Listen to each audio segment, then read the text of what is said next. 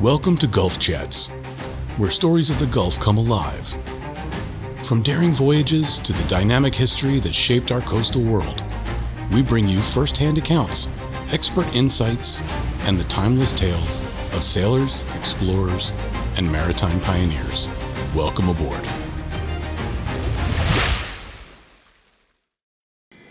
So my name's John Sledge. I'm the Maritime Historian in Residence at the National Maritime Museum of the Gulf. Today we're going to talk about Howard Irving Chapelle. He's truly a fantastic character in maritime history and literature, and really a unique figure, a complete autodidact. Here he is, a photograph taken at the Smithsonian. He worked there late in his career and retired from there in the mid-'70s. And this is a rare moment of relaxation for him because he was so indefatigable. He just was working all the time, doing plans or drawings or traveling, going to seek out old boats in mud flats or wherever he could find them. So my introduction to Chapelle actually came in childhood. This is a volume, one of his earliest books, not his first one, called The History of American Sailing Ships. This is my personal copy. My father had this, and his grandfather before him. It's dated 1935, its first edition. And as you can see from the seal there on the title page, which I've highlighted with pencil, it belonged to the Mobile Ingebondurant Sanatorium where my grandfather worked. So there were probably more than one recovering alcoholic seaman there over the years who would have taken comfort and interest in these pages. And then you'll see from my name down below there, John SS, 1967. So that's more than a little sobering. I think I was 10 years old exactly. But I didn't really know much about Chapelle other than that I had this wonderful book. Here's a photograph of the Ingebondurant Sanitarium. And then my grandfather there on the left, Edward Simmons Sledge, or Pop, as he was called in the family. He died in 1954, before I was born. Come on in. I see Laris, I see Ellis. Oh my God. She's the editor of the French Quarter Journal, if you're not familiar with that. Check it out online. It's a wonderful publication. Larry is a native New Orleanian and a salty sailor man as well. So forgive me. So Pop on the left, then his wife, Mary Frank, or Cudmay Frank as we called her. I've never quite understood what Cudmay Frank meant. Surely not that she was always chewing her cud. Cousin, yes, so that's probably what it was. And then Dad on the right. This is right before World War II when Dad would enlist in the Marine Corps. And then, of course, the sanatorium building, which is sadly long gone. Here's Dad, who was such an influence on me through his storytelling and just his gentle humor, a wonderful, wonderful father. The photograph of him on the left is taken in Gulf Shores right after the war, about 1948. And then there he is on the right at the University of Montevallo, where I grew up, where he taught for decades in the Department of Biology. And that, to me, both those photographs really capture aspects of him that I've very well. Of course, he's famous, as I'm sure all of you know, the author of two books with the Old Breed, his World War II memoir, which was helped Ken Burns when he did the war, focused on Mobile, and then, of course, HBO's miniseries, The Pacific, and then his posthumous book, China Marine, which is very interesting because it talks about his China occupation duty after the war for a year and a half in Peking, or Peiping as they called it then, Beijing now, which is really completely another world then, almost a Kipling-esque kind of aura to that experience. And his descriptions of all that in this book are amazing. And then, of course, his homecoming is described in China Marine as well. So these are some of the pages from Chapelle's History of American Sailing Ships, and you'll see some of my childish early maritime historical efforts. Deck is similar to the Victories, Victories. I meant the HMS Victory. And then over here, I won't bore you with what it says. It's embarrassing, but let's just say I was into it. I compared this vessel to the whale ship Essex, which of course was the subject of the book and the movie In the Heart of the Sea. One thing I loved about Chapelle, his text was simple and engaging, but he had all these fabulous naval architectural drawings that he did himself, as well as another artist would do these pictures of these boats in these dramatic circumstances. In this case, we see a vessel with the sailor waving his cloth in obvious distress after a storm. So who was this guy that wrote this book that enchanted both my father, my grandfather, and myself? So Howard Chapelle was born in 1901 in Tolan, Massachusetts, and then his family moved very shortly after that to New Haven, Connecticut. And here we see an early 20th century view of New Haven. That long wharf there that you see is actually called the Long Wharf. It was one of the longest wharves in the United States at the time. And of course, the Quinnipiac River empties into the sound there. So it had a long maritime tradition. Here's a modern view of New Haven, which is like a crossword puzzle of what New England should look like. So a charming place to grow up. His father owned an oyster house. There were at least 50 of those during that time lined up around the river. So Howard would have spent a lot of time as a kid knocking about boats, tackle shops, oyster houses. He probably knew how to shuck oysters from a very young age. His father did quite well. And this is a view of a New Haven Sharpie, which was a type of small sailing craft that was used by the oystermen out in the sound there. And they would have these rounded sterns where the man could stand there with his oyster tongs and pull up the oysters and not have the quarters of the boat interfere with it. Yeah, so what I have below it is a quote by Chapelle that just said, when he was a kid, he learned to sail on one of these. He'd go out, and as he said, he made all kind of mistakes, and once he fell off the boat, and all the oystermen laughed like hell when they saw his juvenile efforts. So as a teenager, once he got out of high school, he entered the Webb Institute to learn to be a naval architect. And the story goes that he was there less than a year and then he dropped out. It isn't clear if it was because of his health or if it was a financial situation. I don't really think the latter. It's hard to say, but he never graduated. That was all the education, the formal education that Howard Chapelle would get. And so just on his own, he decided to go learn the trade from the old guys, the old salts, the ones that knew it the most, that were already in middle age and had been on the waterfront all their lives. And this was one of the guys he apprenticed himself to, George E. Buckout. And you'll see the tools of his trade. These guys would draw just these beautiful plans, and Chapelle would hang around their shops. This was a guy, John Alden, that he also apprenticed with. As Chapelle said, a very nice guy, personally very absent-minded. He would talk about Alden would come into the shop, obviously looking for something, but then completely lose his train of thought and stand there in confusion for a minute. This is something I'm very sympathetic to, by the way, and then would walk back out. So all the time he was in these places, Chapelle showed a great curiosity about, I want to see your old drawings, I want to see your half models, your half-hull models, these wooden mock-ups of what a vessel's shear or curvature, hull curvature would look like. And he was always rooting around, pulling out stuff they probably hadn't looked at in decades, just to learn everything that he could. This was a guy down in Florida, Nathaniel Green Hershoff, that he apprenticed with. And he says he had a hell of a lot of common sense. He was a real artist. None of this business of getting it with a slide rule. Hershoff actually designed an America's Cup winner, so he was state-of-the-art for that time. And I love his costuming here. He looks like King George V in England, very nattily attired. So these guys gave Chapelle, he spent about 10 years doing this.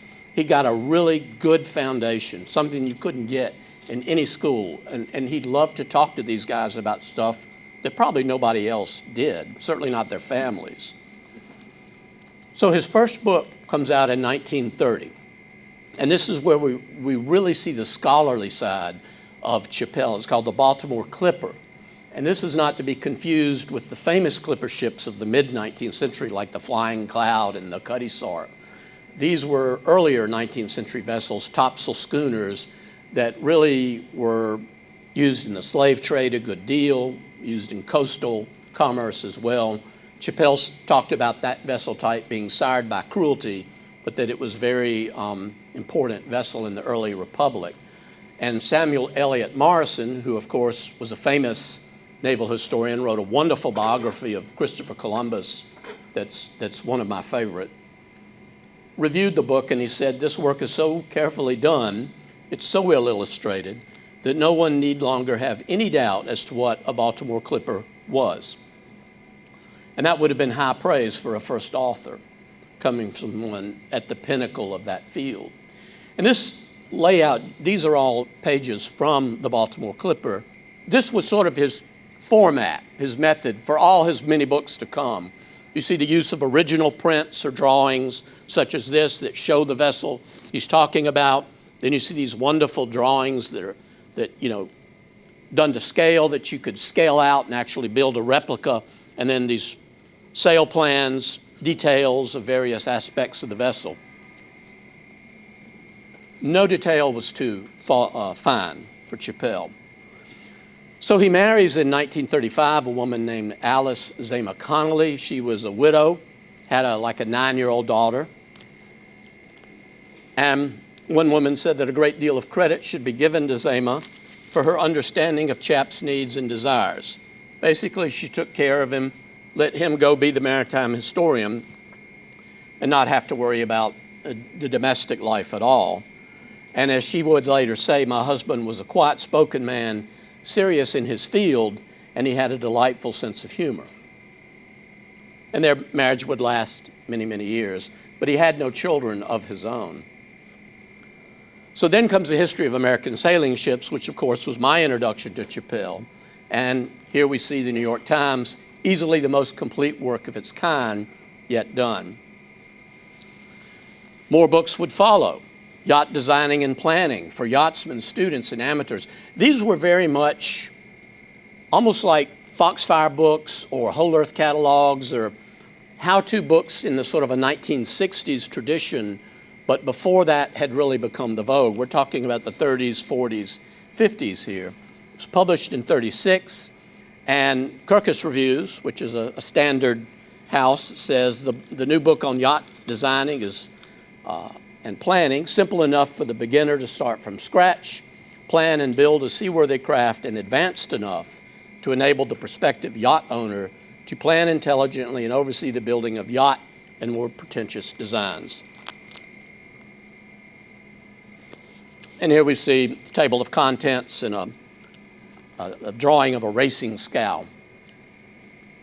Oftentimes, Chapelle was coming up with this stuff whole cloth. He would be working from an older vessel, or in some cases a scow or a wreck, and he would take these lines off of that. And sometimes when he was at work, if he didn't have all the information he needed, he would make it up. He'd just add something and think, well, it should have been done that way. So as a result, when modern boat builders try to go in and reconstruct what he has drawn, they sometimes find little quirks and problems that he might have put it in there because he thought it looked good, but once it got on the water, it might not work that well. So he wasn't perfect by any means. And then we just see some of the tools of his trade. This is a drawing board, the underside of a drawing board that's reinforced. And these are different weights that they hang along to sort of control the line of the curvature and when you're doing the hull, different tools and styluses. Just a whole constellation of tools, very specialized. And he loved just leaning over the drawing board and working at this stuff. Then in the mid-1930s, we've all heard about the Historic American Building Survey and what they did for architecture. They drew so many plans of old buildings in Mobile, but they also did maritime drawings, went to sort of recover America's maritime history. And in the late 30s, Chapelle was the New England Regional Director for the Historic Merchant Marine Survey. And here we see him at work. He loved to do this. He'd go out, somebody'd say, I remember going to look at the wreck of the Marietta down there in Bon Secours, and the first time I saw her in the mid-'80s, she was up on blocks. You could see her lines very well, and imagine what she was. And then I went down there many years later, and it was basically just a pile of, planks on a concrete pad. So sadly, it deteriorated. But he would start with something that would be that elemental and work to reconstruct what that vessel might have looked like. We see him looking at another one here, and obviously what's a boathouse on the right. It's an old New England dory that he's examining. And so the upshot of that whole big survey project was a historic American merchant marine survey, a collection of 7 or 8 volumes, which reproduce these plans beautifully, not just by Chapelle, but by other naval architects in the program. And when you would buy this thing, they'd ship it to you in this wonderful wooden box. And obviously you'd want to save that box. What a tribute to the craft and the art.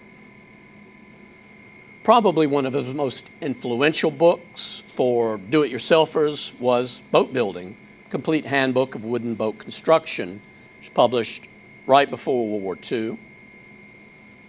He also became the editor for the American Neptune, which was a maritime historical journal. The books kept coming, the American Sailing Navy, about the history of United States naval vessels. Published in 1949, and here we have another stellar review by a guy named John Lyman, who was an oceanographer, maritime historian. He wrote in the American Neptune, Chapelle writes fluently and briskly, with a minimum of direct quotation from older text and an entire lack of footnotes or reference sources. This style makes it difficult to disagree with his opinions and interpretations. So in other words, and this, when I was 10, I loved that. I didn't know what footnotes were or any of that, but the prose was just great. And this was the frustration for academics and scholars. It's like, where did you get that? And I can't track it down. And then, of course, Lyman would also note Chapelle's habit of filling in what might be missing. So, it's almost like, we used to say that about Palmer Hamilton. Many of you will remember Lord Hamilton, as I so affectionately called him, in the historic preservation movement here. He'd be working on, reconstructing old buildings, take those old plans and build new buildings to those plans. Did that in the Ugly Garden District, for instance.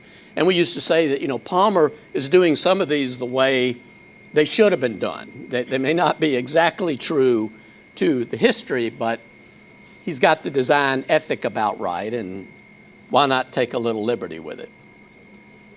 More books, more articles, pamphlets, American small sailing craft, Chesapeake Bay crabbing skiffs. A lot of these books are out of print, but you can get them online for very reasonable prices. Abe Books, Amazon, even on eBay, you can pick these things up. And some went through many editions. Then in 1957, he becomes curator of transportation at the Smithsonian, which is much in the news these days. Here's, of course, a view of that revered citadel of American culture. And that was the perfect job for Chapelle. Up to that time, he'd basically been doing piecework, books and, odd jobs and, consulting and whatnot. Now he finally had a full-time, well-paid perch with a pension, and he could pursue his love. And one of his first projects was the Hall of American Merchant Shipping in 1964. This is a later photograph. It's been through a number of remodels and redesigns since then. But that was really just filled with beautiful models, drawings, artifacts, photographs that told this grand story of the American maritime enterprise. Of course, we have a recent example of that right down the river here in the United States, the SS United States, which is being dismantled. So here's a quote from Chapelle, a little article called Ship Models That Ought to Be Built. And he wrote in 1952, there are enough flying clouds, constitutions, racing fishermen, and imaginary galleons, God knows. And there is surely some type of boat or vessel that will interest a modeler that has not yet been modeled. But if you are not interested in accurate models and desire to build stuff of a level of truthfulness of a Hollywood movie pirate ship, think the Black Pearl, built down in Bahia Battery, or Spanish Galleon, forget I thought, brought the matter up. So he was obviously a strident, almost kind of a strident personality. He could say things that he, in fact, might have been doing. One of his later projects was to take the canoe collection and all the drawings of historic birch bark canoes and small craft by a guy named Edward Tappan-Adney, who wrote a wonderful series of journals about travel in Canada and trapping in winter conditions. He was an American-Canadian. He died, but then Chapelle took all his stuff at the Smithsonian. He had birch bark canoes, models of them, etc., and really assembled this heritage and history and present it in a digestible format. And there we see at top right, that's Adney in his later years, and you'll see some models of canoes. Chapelle was particularly fascinated by small craft. It wasn't just frigates and schooners and so forth with him. He loved the variety, just this infinite variety of American watercraft. The same thing we see going on with architecture. He would see, well, if a guy's crabbing in the Gulf Coast, he's going to have one kind of boat. If he's oystering in, New York Harbor, he's going to have a different kind. And, he's just fascinated by that variety and wanted to document that. Nobody else was doing that. Here we see some views of a canoe. Another little project he had going, he always had 3 or 4 things happening at once. He got involved on a new design for a replica of the Santa Maria in the New York World's Fair. And there we see a painting of her, and then on the right, a reconstruction. So he traveled to Spain, he met with their maritime architects, and they actually got the money to build this thing and put it on display in New York. The books keep coming all the while. The Search for Speed Under Sail in 1967. Then he got involved in a controversy later in his career over the United States Constellation, which, as many of you know, is on display in Baltimore Harbor. And at the time, when the city of Baltimore got the hulk of the vessel, this was in the 1950s, they were convinced and wanted to interpret it as the original 1797 frigate of War of 1812 fame. But Chapelle insisted that it was actually an 1854 ship, that there was nothing of the original Constellation there, that this was an entirely new ship built in the 1850s. And here it says a few factors led to this misidentification, the first being that both the Navy and the city of Baltimore claimed the ship was the earlier frigate, and the second is that parts of the Constellation were rebuilt to look like the 1797 frigate during the restoration process. So Baltimore was engaged. I mean, they wanted the older, for glamour and tourism and everything else, they wanted it to be true. And here we see a painting of the vessel in her heyday in the early 1800s. Here's a historic photograph, though, of the vessel that they have, the 1854 sloop of war. And there she is.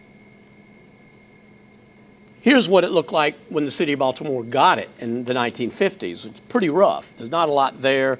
A hulk, her deck's been housed over. It takes a lot of imagination to kind of see what this would have been. So it's natural, somebody who didn't have a maritime eye or the right training might just assume, oh, that's an old ship. So Chapelle would write about this, a pretty silly affair on which I wasted much time and effort. The Baltimore crowd really hated my guts. 2 attempts were made to have my manuscript on the Constellation suppressed. This thing really sort of played out like a dramatic spy story. It'd make maybe a great movie, maybe not, I don't know. But here we have a document from the FBI where they examined a document in the files that purported to have been written in 1918, and they've tested it and said, well, the paper dates from the typewriter that did this dates from the 1950s. One of the problems was there was an archivist with the city of Baltimore who was actually forging documents and placing fake documents in the record to try to throw Chapelle off the scent and convince everybody it was an earlier ship. I have not mastered this argument because, believe me, there are volumes of argument on this, and I'm sure Chapelle got exasperated, but he also felt that it was important to tell the truth, whatever that was. Here we see, finally, the vessel presented as an 1850s sloop of war there in Baltimore Harbor, and this is how she's correctly interpreted today. When I saw this ship, I think in the 1980s, they were interpreting her as a 1797 frigate. So it was difficult for Baltimore. I sympathize, but good for them. They came around. Another book, The American Fishing Schooners. You wonder how much fun he was at home, you know. I mean, I read one account of him sort of mowing the grass without a shirt, and I thought, well, you know, he's human. He wasn't messing around with ships the whole time. And here's some imagery from that book. And again, just old photos, plans, drawings. He was a machine. This is what he did. It's what he was born to do, and what really nobody else could do quite like him. He also came along at a particularly propitious moment in history. As he said, I had no competition. When I started exploring the field, I discovered that I was all alone. No one else was interested in the old sailing vessels, especially the smaller ones. So, you know, you didn't have the boating magazines, Wooden Boat Magazine and things like that. And Chapelle was literally had this field to himself. So he was moving very fast. He had a lot to do, and I think we can forgive him some of his mistakes and errors when we consider what he managed to preserve in the process. This is a wonderful painting that brilliantly summarizes his career. This is by his son-in-law. His adopted daughter ended up marrying a guy who was a maritime painter. And it's just a tribute to Chapelle, and it shows his portrait, just the tools of his trade, aspects of his work, his books, kind of all around in a very busy life. Chapelle's legacy, of course, lives on because people treasure these books, and some people, being very crafty and handy, want to go out and reconstruct them and build them. Here's a Chesapeake Bay crabbing skiff that he drew the plans for.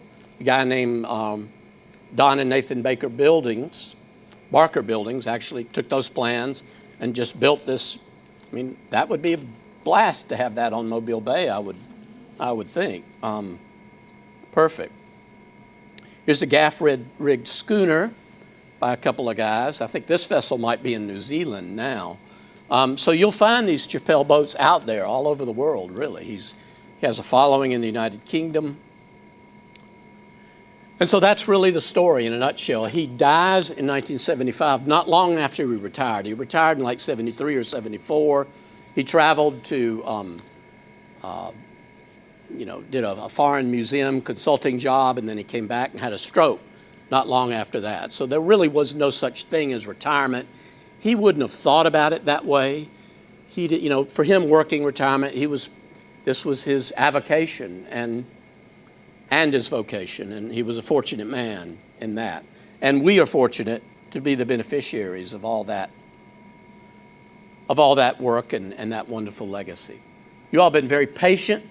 I appreciate you coming out. If you have any questions, happy to take them.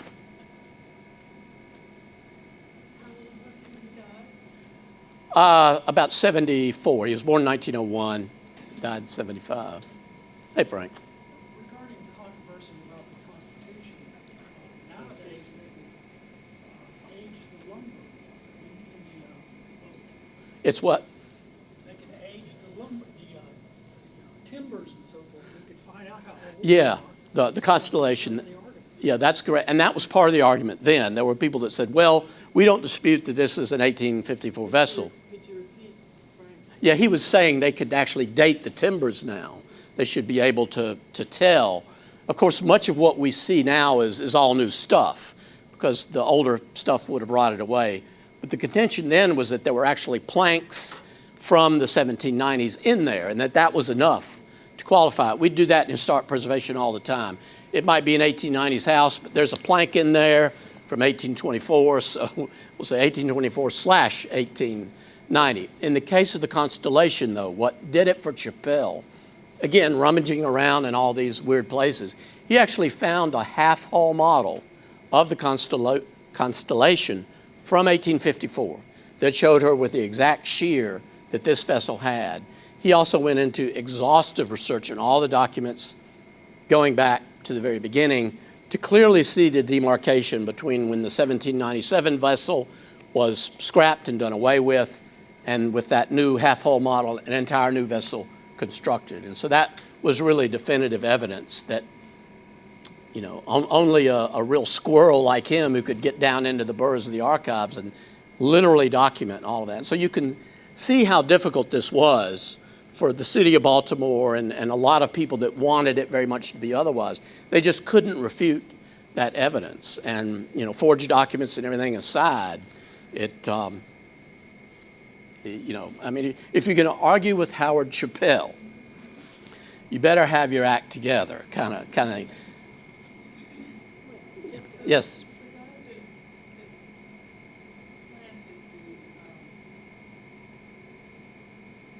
The false documents. What was his motivation? Was he? Yeah, he worked for this is my lovely wife, Lynn, by the way, who edits all my stuff, which, believe me, is not an easy task, and she does it. Tulin girl, 4 years of Latin in high school. I tell these creative writing teachers, quit telling the students how talented they are. Beat them up. You know, get them ready for when they get out in the world and everybody might not love what they're writing. I digress. The guy that forged the documents, his motivation was he worked for the city of Baltimore. He had a lot of personal pride and investment in it being this. It was really irrational. I mean, you know, we all want it to be 1797, that kind of thing. But he lost his sense of boundaries with it, and he's of course now deceased. He didn't suffer any kind of punishment for it. But I mean, it wasn't just him. There were a lot of powerful retired Navy admirals and, I mean, United States senators from Maryland. I mean, Chapelle was really going against the entire weight of the establishment but he forced them to, you know, to look and ultimately got his way. Yes, sir. John, do you know how many books he did altogether? Do I have what now? Do you know how many books he did altogether? How many books he did altogether? Not precisely. It's like 14 or 15. Because he also did monographs and longer essays and things like that. But it's quite a few books, and they're uniformly excellent. I mean, they really are. Studied under someone who did the Maritime survey. I assume you're talking about like things behind you, Maritime survey means the vessels. It doesn't mean like the bulkheads or Yeah, no. He was looking specifically for vessels, ships and boats, and that was the purpose of the Maritime survey.